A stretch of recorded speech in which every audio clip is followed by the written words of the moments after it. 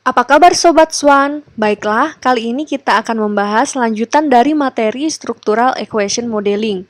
Pada pertemuan sebelumnya, kita telah melakukan olah data menggunakan aplikasi Swan Statistik. Namun, untuk interpretasi hasil outputnya belum selesai. Nah, kita akan melanjutkan pada pertemuan kali ini. Selanjutnya, untuk melihat plotnya, kita bisa klik tab plot. Berikut ini adalah hasilnya. Kemudian, plot ini bisa kita atur, ada pengaturannya. Nah, misalkan kita ingin mengatur labelnya pada bagian what labels. Misalkan kita pilih label, maka yang akan muncul adalah hanya nama variabel dan nama indikator saja. Kemudian, jika kita pilih EST, maka yang akan muncul adalah hasil estimasi parameternya untuk model pengukuran dan model struktural. Namun, ini bukan merupakan besarnya koefisien jalur. Nah, besarnya koefisien jalur ada pada STD. STD ini merupakan besarnya nilai estimasi yang telah distandarisasi. Sehingga hasilnya seperti ini. Kemudian, jika EHI, yang muncul adalah penomoran dari koefisien jalurnya. Kemudian, jika height, maka yang muncul hanyalah nama variabel dan nama indikator saja. Nah, sekarang kita pilih yang STD untuk melihat besarnya koefisien jalur. Kemudian yang kedua, untuk layout-nya, layout ini juga bisa diubah-ubah. Nah, layout default-nya menggunakan tree.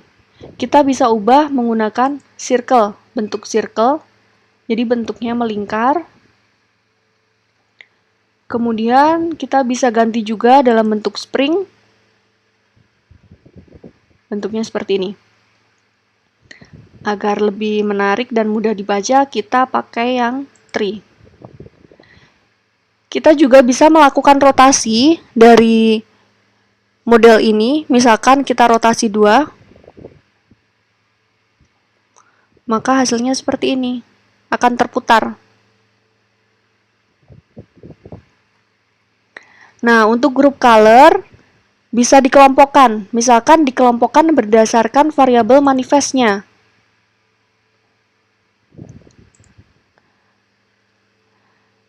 Berarti dikelompokkan berdasarkan indikatornya. Jadi setiap indikator memiliki warna yang hampir sama. Setiap indikator di dalam satu variabel memiliki warna yang senada. Kemudian jika kita pilih laten, yaitu berdasarkan variabel latennya, maka pengelompokannya variabel laten dan indikatornya memiliki warna yang sama. Kemudian kalau dalam bentuk manlat, nah ini warnanya acak. Tidak senada antara variabel laten dengan indikatornya. Kita pilih yang berdasarkan variabel laten agar mudah dibedakan. Nah, untuk stylenya juga bisa dipilih. Mau style RAM.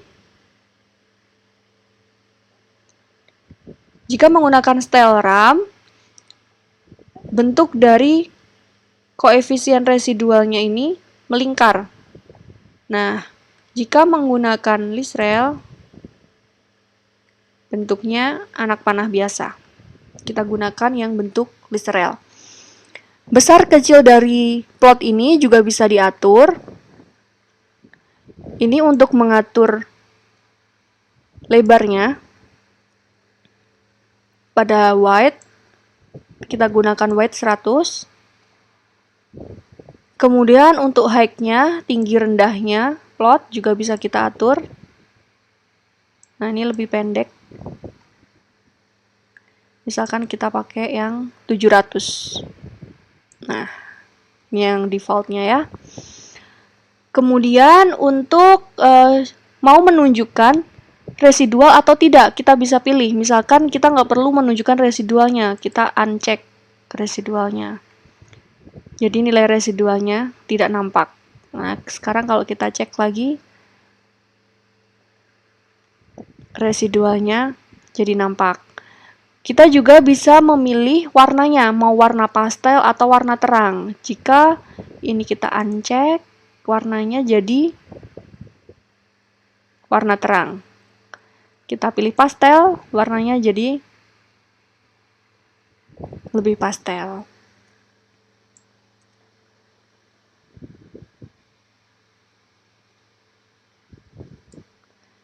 Nah, selanjutnya kita kembali pada output. Langkah pertama yang harus kita lakukan dalam melakukan analisis SEM adalah melakukan uji validitas dan reliabilitas untuk memastikan bahwa seluruh indikator telah mampu merefleksikan variabel laten. Nah, uji validitas ada pada tab FD. Kita lihat pada bagian validity. Laten adalah nama variabel latennya, item adalah nama indikatornya, dan LF adalah nilai loading faktornya. Kita ingat bahwa suatu indikator dikatakan valid apabila nilai loading faktornya lebih dari 0,5. Sekarang kita lihat di sini mana indikator yang belum valid. Untuk X1, nilai loading faktornya 0,49. Nilai ini sangat dekat dengan 0,5. Sehingga kita akan menganggap X1 telah valid. Kemudian kita cari lagi. Ternyata ada pada X4. Nilainya kurang dari 0,5. Sehingga X4 ini tidak valid merefleksikan variabel ability. Sehingga harus dikeluarkan dari model. Kita cari lagi. Ternyata semua indikator kecuali X4 telah valid, sehingga X4 harus dikeluarkan dari model. Jadi kita harus melakukan respesifikasi atau modifikasi model dengan mengeluarkan X4 sebagai indikator. Baik, kita kembali lagi pada analisis untuk mengeluarkan X4. Sekarang kita hapus X4-nya karena tidak valid. Kemudian kita running kembali.